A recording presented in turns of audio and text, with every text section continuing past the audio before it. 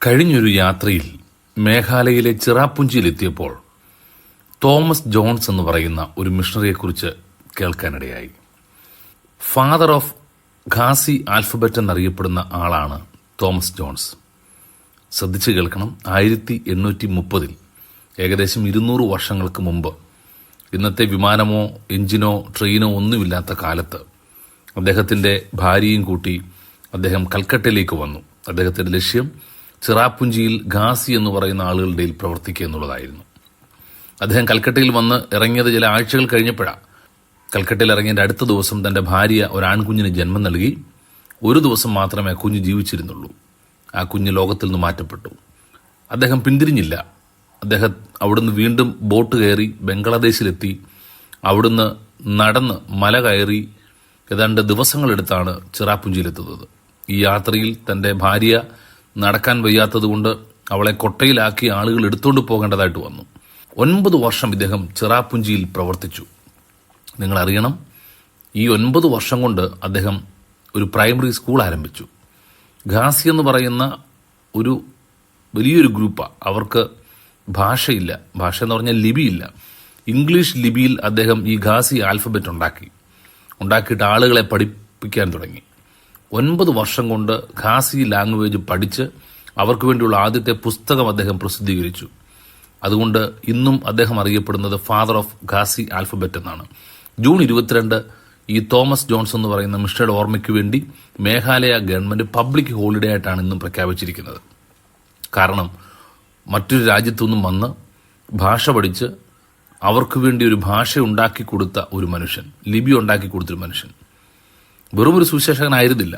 അദ്ദേഹം മടക്കയാത്രയ്ക്ക് വേണ്ടി തയ്യാറായി കൽക്കട്ടയിൽ എത്തുമ്പോൾ മലേറിയ മൂലം അദ്ദേഹം മരിച്ചുപോയി.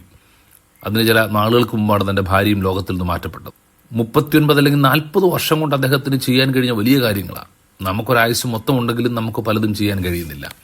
തോമസ് ജോൺസിനെ കുറിച്ച് ഓർത്തപ്പോൾ എനിക്ക് അത്യധികം സന്തോഷം തോന്നി. കാരണം ഇത്രയും വർഷങ്ങൾക്ക് മുമ്പ് ഇത്രയും കാര്യങ്ങൾ അദ്ദേഹത്തിന് ചെയ്യാൻ കഴിഞ്ഞല്ലോ. നമുക്കൊറ്റ ലൈഫേ ഉള്ളൂ.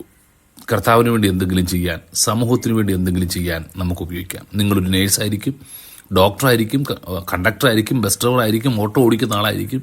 ദൈവം നിങ്ങളെ ഏൽപ്പിക്കുന്ന ദൗത്യം ഏറ്റവും നന്നായിട്ട് ചെയ്യാൻ കഴിഞ്ഞാൽ നിങ്ങളുടെ ജീവിതം കൊണ്ട് അനുഗ്രഹമുണ്ട്. ചില ആളുകൾ ജോലി ചെയ്യുന്നത് പണത്തിന് വേണ്ടി മാത്രമല്ല, പണത്തിന് വേണ്ടി അല്ല ജോലി ചെയ്യുന്നത്. മറിച്ച് നിങ്ങൾ ചെയ്യുന്ന ജോലി മറ്റുള്ള ഒരാളെ സഹായിക്കാൻ വേണ്ടിയാണ്, ഒരു സമൂഹത്തെ ഹെൽപ്പ് ചെയ്യാൻ വേണ്ടിയാണ്. That's our responsibility.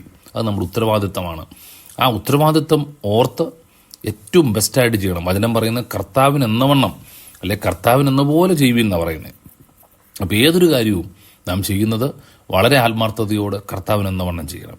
നമ്മളാലാവുന്നത് നമുക്ക് ചെയ്യാം, നമുക്ക് കഴിയുന്നത് ചെയ്യാം.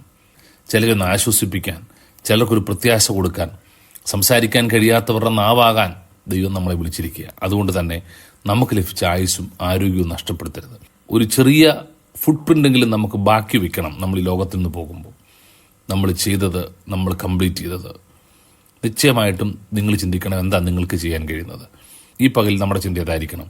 എൻ്റെ ജോലിയിൽ, എൻ്റെ പ്രവർത്തനത്തിൽ എനിക്ക് എങ്ങനെ മറ്റുള്ളവർക്കൊരു അനുഗ്രഹമാകാൻ കഴിയും.